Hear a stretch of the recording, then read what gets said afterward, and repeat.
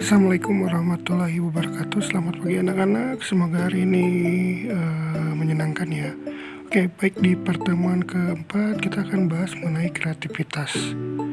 Oke, di materi pertemuan sebelumnya kita sudah paham mengenai 10D ya, yang dream, yaitu yang menurut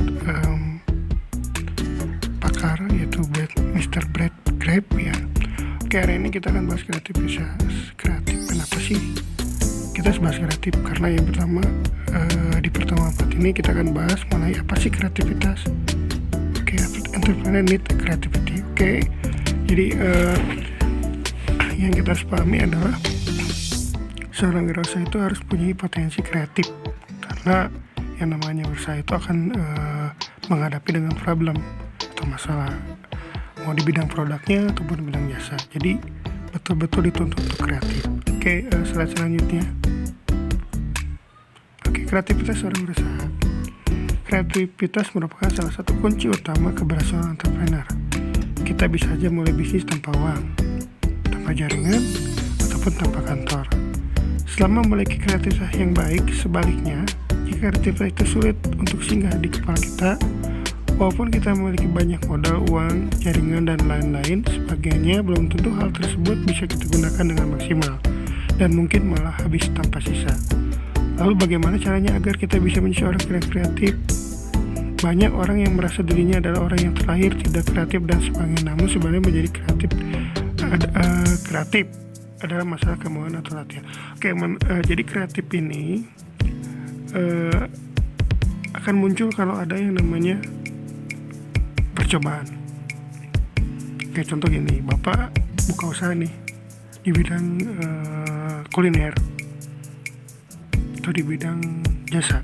Contohnya Bapak buka di kuliner dan Bapak sekarang sudah memulai usaha GoFood ya. Jadi Bapak jualan di rumah tanpa gedung, tanpa menggunakan karyawan, dan Bapak menggunakan jaringan. Jaringan itu contohnya kita di aplikasi dengan Gojek ya. Jadi Bapak ketika dapat orderan atau dapat pesanan, maka muncul kreatif. Gimana caranya supaya income kita atau pemasukan kita besar? Kita bisa lihat, kita bisa minta bantu dari media, contohnya di Instagram, di Facebook. Artinya walaupun kita sudah melakukan sebuah usaha dengan bekerjasama dengan perusahaan besar kayak Gojek, itu tidak menutup kemungkinan kita tetap kreatif karena saingan itu kan besar. Jadi intinya seorang entrepreneur atau seorang wirausaha harus memiliki kreativitas yang tinggi. Oke, selanjutnya, ingin menjadi seorang entrepreneur kreatif. Anak-anak ketika nanti menjadi wirausaha harus betul-betul punya sifat entrepreneur atau sifat kreatif, supaya apa? Motivasi kita lebih tinggi, karena seorang entrepreneur harus punya mimpi. Yang kemarin di 10D itu ya, mimpi, dreams ya. Udah dream baru dolar atau uang modalnya, seperti itu ya. Oke, selanjutnya. Oke, ada ketika kita ingin menjadi orang kreatif, menjadi seorang entrepreneur, yang pertama adalah mindset condition improvement. Artinya kita selalu berpikir untuk berpikir berkelanjutan, berpikir menemukan produk, berpikir bagaimana caranya mengembangkan produk. Artinya seorang wirausaha itu dituntut untuk berpikir, selalu berpikir positif yang sama. Contoh tadi, Bapak jualan geprek ya. Kalau dibilang Bapak bukan chef, tapi Bapak punya mindset nih, gimana caranya Bapak mengaplikasikan kemampuan Bapak atau kemauan Bapak atau dream Bapak dengan dolar atau modal yang ada, kita ciptakan produk. Contoh, saya melihat beberapa menu ya, makanan yang jual geprek, tapi apa sifatnya? Bapak jual sambalnya yang berbeda, contohnya. Jadi kan mindset itu berpikir yuk, apalagi yang namanya berpikir di wirausaha, mindset improvement itu harus adanya potensi atau melihat peluang. Jadi kalau bicara entrepreneur itu simple, you have opportunity, kamu harus punya peluang, seperti itu ya. Jadi mindset ya, selalu berpikir untuk mengembangkan usaha. Yang tadi bahwa usaha zaman teknologi sekarang, kita nggak usah berpikir tempat, kita bisa menggunakan media sosial. Oke, mungkin bisa dipilih. Yang kedua ada diskusi dan interaksi. Tadi setelah kita punya barang atau produk atau jasa, kita ketemu dengan orang, dilihat dari bisa analisa, kita sharing sama teman atau sama-sama orang wirausaha. Contoh, Bapak jualan tadi ayam geprek ya. Setelah ayam geprek itu Bapak mau promosikan, ketemu dengan yang jual minuman, kita di situ interaksi, diskusi bagaimana cara menjual dengan baik, bagaimana mendesain packaging yang baik. Terus apa? Ketika nanti dijual jasa sama, artinya Bapak butuh jasa nih, karena Bapak jualan, Bapak nemuin jasa transportasi pengantaran. Nah itu bisa kolaborasi. Itulah yang disebut dengan diskusi dan interaksi. Jadi ada hubungan percakapan atau komunikasi ya, yang melibatkan satu sama lain dan tujuan yang sama. Jadi istilahnya kita harus punya pemahaman bagaimana cara nih kita harus mengembangkan usaha. Oke, yang ketiga ada brainstorm session.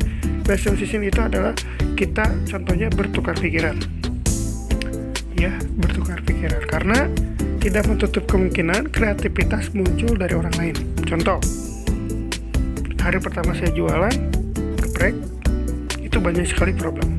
Yang pertama adalah mengenai rasa, tester tadi ya, rasa, packagingnya. Yang ketiga harga. Saya akhirnya memberanikan diri untuk membuka yang namanya not complain. Jadi catatan untuk apa saja kekurangan kita. Kita harus, kalau seorang entrepreneur harus jiwa besar loh. Jangan takut untuk yang namanya salah, gagal, dan tidak takut yang namanya rugi. Itu entrepreneur ya, wirausaha itu seperti itu. Artinya berpikirnya selalu positif. Akhirnya Bapak bikin not comment atau not complain-nya apa saja kekurangan. Ternyata di situ banyak sekali masukan. Pak tolong sayurannya yang fresh. Pak tolong goreng ayamnya yang yang nggak keras, yang nggak setengah matang, karena setiap orang tidak, testernya beda-beda. Terus ada lagi masukannya, tolong sih Pak packaging yang menarik, kasih gambar, kasih logo dan sebagainya, itu sebagai masukan. Oh iya, jadi itu jadi termasuk ke dalam saran kreativitas. Oke, udah pahami ya. Yang keempat ada traveling dan bertemu orang baru. Nah di sini kita jalan-jalan nih. Kita seorang wirausaha harus membandingkan. Contoh, kita dagang di Bandung, kita boleh bisa jalan-jalan ke daerah lain. Contoh ke Kabupaten Bandung atau ke Bandung Barat, mengenai apa saja sih potensi yang bisa kita adopsi. Entrepreneur boleh mengadopsi, ya, boleh mengambil ide dari orang lain. Cuman kita harus ada modify, ada yang namanya modifikasi atau merubah. Jelas ada berubah ya. Dari sini kita traveling, jalan-jalan, mungkin di situ kita bertemu dengan sesuatu yang baru ya, sesuatu yang ini. Jadi sebenarnya hampir mirip dengan diskusi dan interaksi, tapi cenderung ke sini adalah membandingkan produk. Itu namanya traveling. Yang kelima, idea bank. Idea bank itu adalah mencatat. Kalau kita misalkan punya masukan tadi, kita hubungkan dengan mindset continue, kita punya mimpi, punya pemikiran untuk merubah usaha, lalu kita mengaplikasi brainstorming session tadi, kita tanya jawab ke teman-teman atau ke rekan bisnis, ke keluarga ataupun ke klien kita yang akan membeli sebuah produk dari kita. Maka dicatat di ide bank ini, jadi catatan, karena kreatif muncul karena adanya problem. Jadi wirausaha harus siap dengan masalah.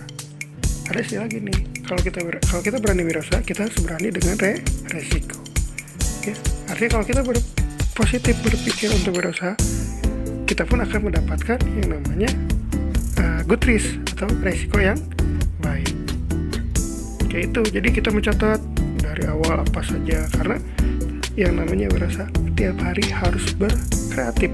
Karena kalau tidak berkreatif, apalagi dengan medsos, adanya Instagram, adanya Facebook, adanya Twitter dan lain-lain, itu sebenarnya membantu seseorang untuk lebih maju. Oke, yang terakhir adalah tidak menyerah menjadi orang kreatif. Ini yang paling yang harus dijaga. Seorang wirausaha itu tidak boleh pantang menyerah, apalagi ngedown gitu ya. Itu tidak baik ya. Jadi orang wirausaha terus positif, terus yakin ketika ada masalah akan ada timbul kreatif. Muncul 1000 masalah akan ada 1000 kreatif. Jadi gitu ya anak-anak. Jadi yang harus dimiliki itu untuk kreatif itu ada 6 ya. Yang pertama ada mindset, continuous improvement. Yang kedua diskusi dan interaksi. Yang ketiga brainstorming session. Yang keempat traveling. Yang kelima eye the bank. Yang keenam tidak menyerah menjadi orang kreatif. Oke, cukup sekian materi dari Bapak. Mudah-mudahan bermanfaat. Untuk pertanyaan dan tugasnya adalah bagaimana nih tugas Anda? Coba Anda menganalisa salah satu bentuk usaha ya yang ada. Anda mencoba praktekkan 5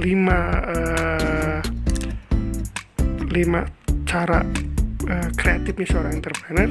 Yang tadi gimana sih mindsetnya, seperti itu. Jadi kalian betul-betul harus mencoba untuk mengaplikasikan. Jadi tugas simpel, Anda analisa aja apa saja sih bisnis yang ada di sekitar. Nggak usah bisnis besar, kita lihat bisnis kecil. Kita coba Anda analisa aja ya. Jadi nanti mencatat analisa usahanya apa, bentuknya seperti apa, dan coba aplikasikan dari 5 cara kreatif seorang entrepreneur. Oke, itu saja. Terima kasih. Semoga bermanfaat dan semoga tetap semangat. Oke, assalamualaikum warahmatullahi wabarakatuh.